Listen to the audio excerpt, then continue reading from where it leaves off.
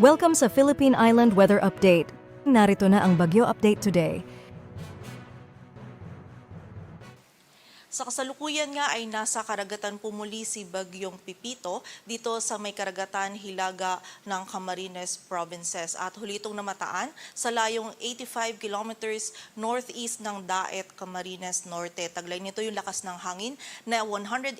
kilometers per hour malapit sa sentro at bugso ng hangin na umaabot sa 255 kilometers per hour. So mapaminsala pa rin po yung hangin na dulot ni Bagyong Pipito simula kagabi hanggang ngayong araw dito sa area ng Bicol Region at ilang areas pa po ng Samar Provinces. At ina-expect nga po natin ngayong araw generally is mas mararamdaman po natin yung peak ng mga malalakas na hangin and also ng mga pag-ulan at yung high risk din ng storm surge na dulot ni Bagyong Pipito habang mas papalapit po ito dito sa area ng mainland Luzon. Kung saan ngayong araw nga po generally mula umaga hanggang gabi, doon po natin mararamdaman na itong mga mapaminsalang hangin, yung mga pag-ulan and yung risk ng storm surge dito sa mas malaking area pa ng Southern Luzon, dito sa Metro Manila, sa Central Luzon at malaking bahagi pa ng Northern Luzon. So pag-iingat po para sa ating mga kababayan, pagiging alerto and also makipag-ugnayan din po tayo sa ating mga LGU para dun sa mga appropriate actions na kailangan po natin gawin para sa ating kaligtasan.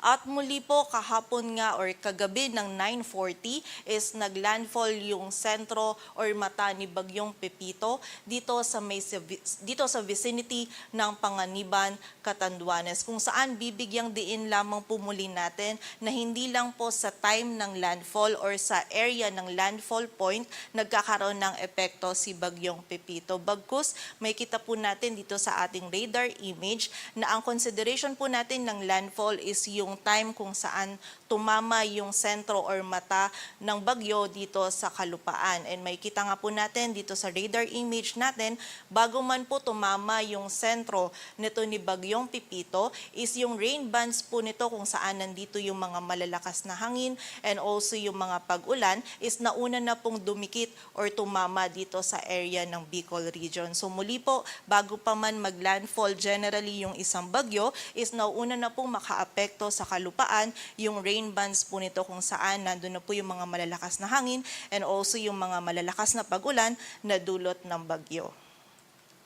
And ayon nga po dito sa ating latest forecast track analysis ni Bagyong Pipito, ngayong umaga patuloy po itong kikilos dito sa may coastal waters sa hilaga ng Camarines Provinces at hindi po natin niro-rule out yung another landfall or yung approach po nito dito sa may area ng Calaguas Islands. And by this late morning din po or mamayang umaga din po or tanghali, ito naman ay lalapit dito sa area ng Polillo Islands bago po itong maglandfall either dito sa may northern Quezon or sa central or southern portion ng Aurora, mamaya naman po yung tanghali or hapon. And bibigyan din po natin muli ng highlight, may kita po natin dito sa ating forecast track kung saan ito pong symbol ng super typhoon, nandito po yung sentro ni Bagyong Pipito. And nakita po natin ito namang area under this red circle, nandito po yung mga pinakamalalakas na hangin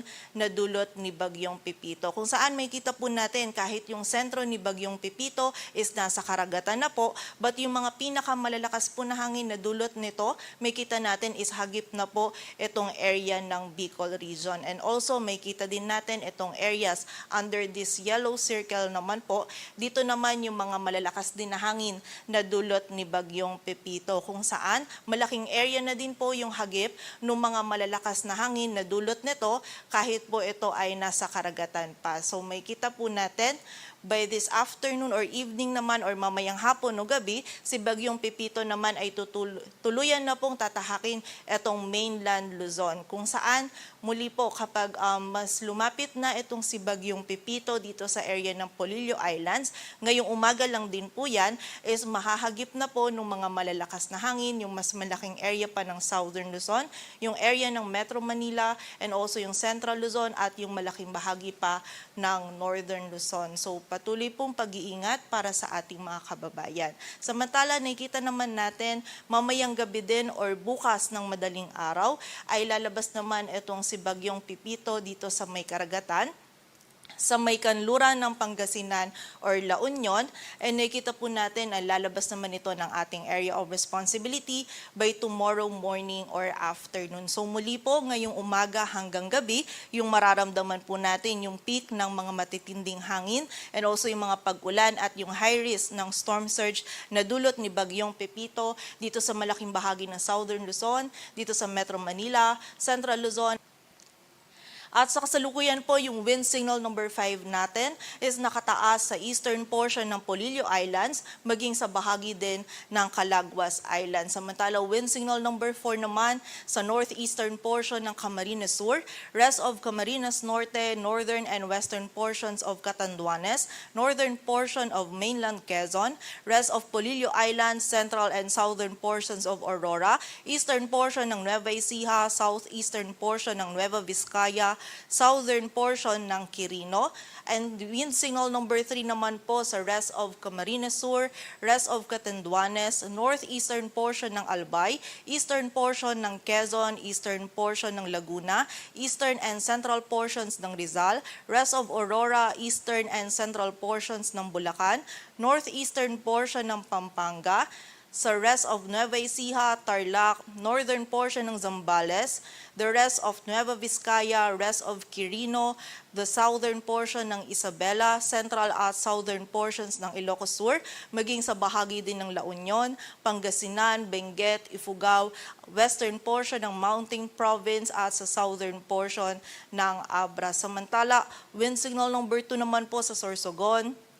rest of Albay, Ticao Island, Burias Island, northern portion ng Marinduque, rest of Quezon, rest of Laguna, the rest of Rizal, Cavite, northern portion of Batangas, dito po sa Metro Manila, sa Bataan, rest of Pampanga, rest of Bulacan, rest of Zambales, sa southwestern portion ng Cagayan, rest of Isabela, rest of Abra, southern portion ng Apayao, Kalinga, the rest of Mountain Province, rest of Ilocos Sur, sa southern portion ng Ilocos Norte. Samantala, wind signal number 1 naman po sa rest of Masbate, rest of Marinduque, northern portion ng Romblon, northern and central portions ng Oriental Mindoro, maging sa northern and central portions ng Occidental Mindoro kasama ng Lubang Islands, and also sa rest of Batangas, rest of mainland Cagayan, rest of Apayao, rest of Ilocos Norte, northern Samar, the northern portion of Samar, at sa northern portion ng Eastern Samar. Kung saan yung mga areas na nabanggit po natin, ito yung mga areas na makakaranas ng mga malalakas hanggang sa mga matitindi pong hangin na dulot ni Bagyong Pipito. And yung mga hangin po na dala ni Bagyong Pipito is mapaminsala po. And ina-expect nga po natin habang mas papalapit pa po si Bagyong Pipito dito sa mainland Luzon, is posible pong mas maging mataas pa yung wind signals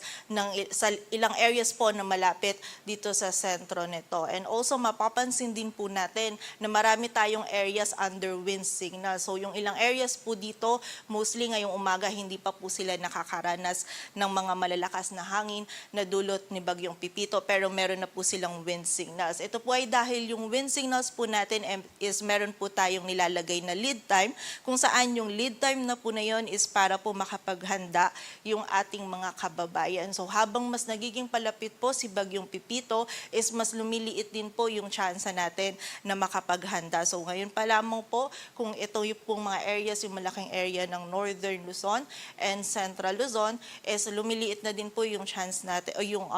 time frame po natin para makapaghanda. So makipag-ugnayan din po tayo na sa ating mga LGU para dun sa appropriate actions na kailangan po natin gawin para sa ating kaligtasan. And also, ina-expect nga po natin na mapaminsalang hangin yung dulot ni Bagyong Pipito, kung saan posible po ito makapagpatumba ng poste ng kuryente, ng puno, makasira po ng linya ng kuryente, yung mga bubong po ng mga bahay na gawa sa light materials, posible po itong masira. So sa pag pagdaan po ni Bagyong Pipito, lalong-lalo na sa malaking bahagi po ng mainland Luzon, is hindi na po natin inaalis yung possibility na mawalan tayo ng supply ng kuryente at tubig. So muli po, paghahanda po para sa ating makakababayan, maging alerto po tayo at ang importante pong makipag-ugnayan po tayo sa ating LGU para po dun sa mga aksyon na kailangan po natin gawin para sa ating kaligtasan. And in-expect nga po natin within this day din po, ngayong umaga hanggang gabi,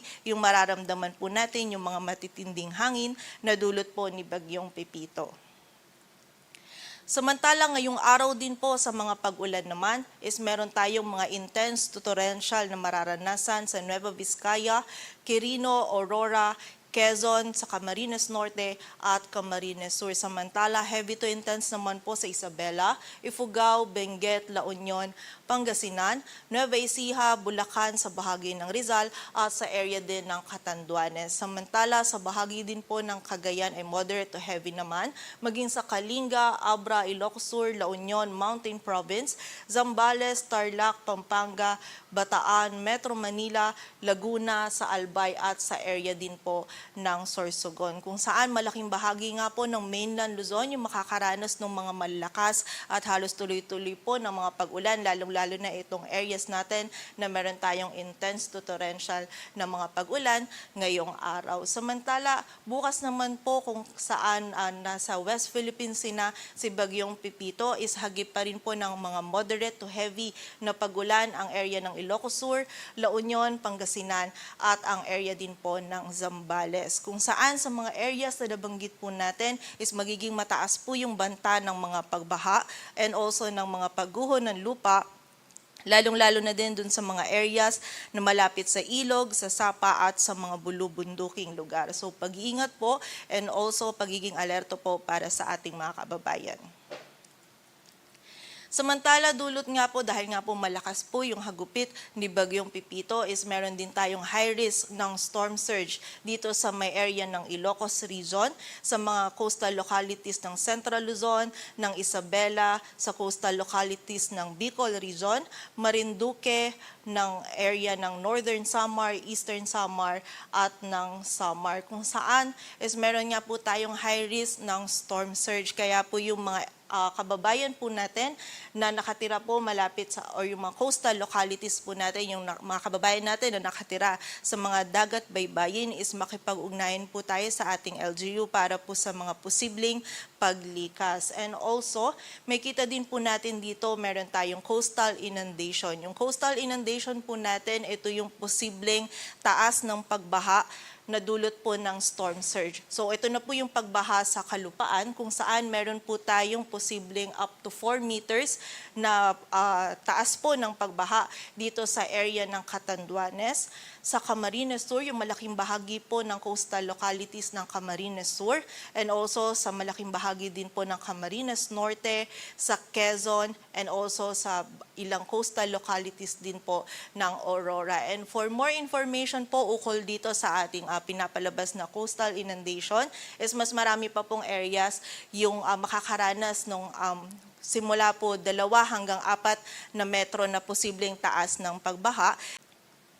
Samantala, sa kasalukuyan, meron din po tayong nakataas na gale warning sa area ng Catanduanes, Camarines Sur, Camarines Norte, sa Quezon kasama na yung Polillo Island, sa Northern Samar, Aurora, Isabela, Eastern Coast ng Cagayan, Albay, Sorsogon, Marinduque, Northern Masbate kasama na yung Ticao and Burias Islands, sa Ilocos Norte, Ilocos Sur, La Union, Pangasinan, Zambales, Bataan, Metro Manila, Cavite at Batangas, kung saan mapanganib at hindi pa rin po natin pinapayagang pumalaot, lalong-lalo na po yung mga kababayan natin mga isda, pati na rin po yung mga may maliliit na sasakyang pandagat. And also yung sa mga areas din po natin kanina na meron tayong storm surge and yung may pinalabas tayo na coastal inundation, is delikado din po yung kahit anong marine or water activity. So iwasan po muna natin ito ngayong araw. And also mas mabuti din po na umiwas din po tayo ngayon dun sa mga coastal areas po sa mga nabanggit na lugar natin kanina.